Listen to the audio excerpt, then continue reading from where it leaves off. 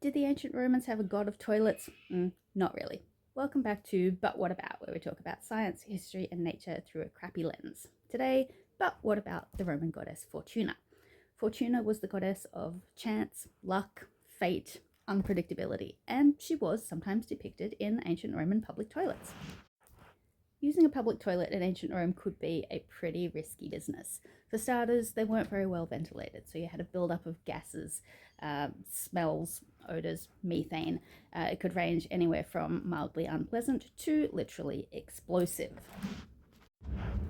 And you had rats and other pests infesting the sewers. And there was also a sort of urban legend or myth about a toilet demon that lived in the toilets and would come up and bite your bum while you were pooping.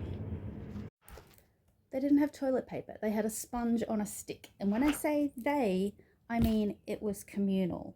You would clean your butt with this sponge on a stick, you'd rinse it in water or maybe vinegar, and then the next person would use the same sponge on a stick to clean themselves. And that, of course, led to transfers of bacteria, parasites, things like that.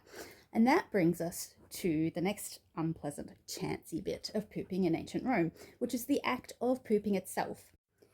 For just about everybody in ancient Rome, diarrhea was a constant risk, partly because of the aforementioned transfer of bacteria and parasites through the use of that shared sponge. Also, just lack of hygiene and sanitation in general led to lots of gastrointestinal issues. Diarrhea was really common. If you were an upper class person, if you were one of the wealthy, then you were eating lots of refined white bread, lots of meat, you'd have lots of feasts and banquets and rich food, and that could lead to the opposite problem of constipation. So you might be struggling to either get it out or keep it in.